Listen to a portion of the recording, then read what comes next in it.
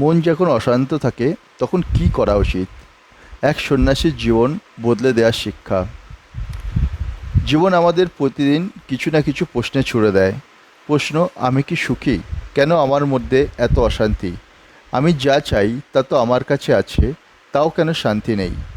আজ শুনব এমন এক ধনী ব্যক্তির গল্প, যিনি সব কিছু থাকা সত্ত্বেও খুঁজে পেয়েছিলেন একটি জিনিস, মনের শান্তি। এই ব্যক্তির নাম ছিল বিরাজ চৌধুরী। শত কোটি টাকার ব্যবসা, বড় বড় বাড়ি, বিদেশে ছেলে মেয়ে পড়ে। জীবনের যত মেটেরিয়াল সাকসেস আছে তিনি তা সব অর্জন করেছিলেন। তবুও রাতে ঘুম আসতো না। বুকের ভিতর এক অদ্ভুত ব্যথা যেন চাপা দিয়ে রাখতো তাকে। সব বিরাজ বুঝতে পারলেন সব কিছু পেয়েও কিছু যেন তার কাছে নেই। তার ভেতরটা ফাঁকা। আমি কখনো শান্তি খুঁজে পাই না। একদিন বিরাজ বন্ধুদের পরামর্শে এক পাহাড়ি সন্ন্যাসীর আশ্রমে যান। শান্ত প্রকৃতি, পাখির ডাক আর হিমেল হাওয়া সব কিছু মিলিয়েই জায়গাটা ছিল এক অনন্য অভিজ্ঞতা। সেখানে তিনি সাক্ষাৎ পান এক বৃদ্ধ সন্ন্যাসীর সাথে। সন্ন্যাসী ছিলেন একদম সহজ সরল স্বভাবের। মনে হচ্ছিল চেহারায় তার শান্তির প্রতিচ্ছবি। সন্ন্যাসী, বলুন আপনি কেন এসেছেন এখানে? বিরাজ, আমি সব পেয়েছি, তবু আমার মন শান্ত নয়। কি করলে মন শান্ত থাকবে তাই জানতে আমি এসেছি। সন্ন্যাসী মুচকি হাসলেন, তারপর বললেন, একটা ছোট্ট কাজ করুন। এই আশ্রমে একটা ছোট্ট কুয়া আছে, আপনি সেই মুহূর্তে এক পাত্র জল নিয়ে আসুন।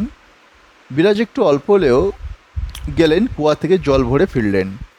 সন্ন্যাসী, এইবার ওই জলভর্তি পাত্রটা এমনভাবে রাখুন যাতে একটুও জল না পড়ে। তারপর ওই পাত্রটা আশ্রমের চারপাশ দিয়ে ঘুরে আসুন ওটাকে সঙ্গে নিয়ে। তিনি হাঁটলেন খুব ধীরে ধীরে, এক ফোঁটা জলও ফেললেন না। ঘুরে এসে সন্ন্যাসীর কাছে দাঁড়ালেন। সন্ন্যাসী জিজ্ঞেস করলেন, এই পুরো সময়ে আপনি কি দেখলেন আশ্রমের চারপাশে? বিরাজ, আমি কিছুই দেখিনি, আমার চোখ ছিল শুধু ওই জলভর্তি পাত্রে। সন্ন্যাসী হালকা হেসে, এই সময় আপনি শান্তির মূল সূত্রটা নিজেই দেখে এলেন। এই কথায় বিরাজ অবাক হলেন। কীভাবে একটি ছোট্ট কাজে সূত্র থাকতে পারে, শান্তির সূত্র থাকতে পারে? সন্ন্যাসী বুঝিয়ে বললেন, আপনি জানতেন যদি এক ফোঁটা জল পড়ে যায় তবে কাজটা ব্যর্থ হবে। এই মনোযোগ, এই একাগ্রতা, এটিই হলো শান্তির চাবিকাঠি। আপনি যখন বাইরের জগৎ আর অহেতুক চিন্তা থেকে মন থেকে সরিয়ে দেন, একমাত্র কেন্দ্রে মনকে স্থির করেন, তখনই শান্তি আসে। আপনার মন যতটাই বিভ্রান্ত, তার মূল অশান্তির কারণ। আপনি অনেক কিছুতেই মন দেন, আপনার চিন্তা হাজার দিকে ছুটে চলে, কিন্তু মন তো একসাথে একটাই কাজ করতে পারে। সেই মুহূর্তে বিরাজ বুঝলেন তার অশান্তির মূল কারণ ভিতরে বাইরে নয়, ভিতরেই লুকিয়ে আছে। তিনি সব পেয়েছেন, কিন্তু তার মন ছিল সর্বদা ভবিষ্যতের চিন্তা, অতীতের অনুশোচনা আর বর্তমানে কী নেই সেটাই নিয়ে চিন্তিত।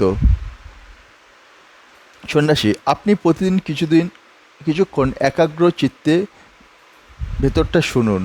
মন যেদিকে ছুটে যায় তাকে আস্তে করে ফিরিয়ে আনুন, ধীরে ধীরে মন শান্ত হবে। সেদিন থেকে বিরাজ চৌধুরী প্রতিদিন অন্তত 20 মিনিট করে ধ্যান করতে শুরু করলেন।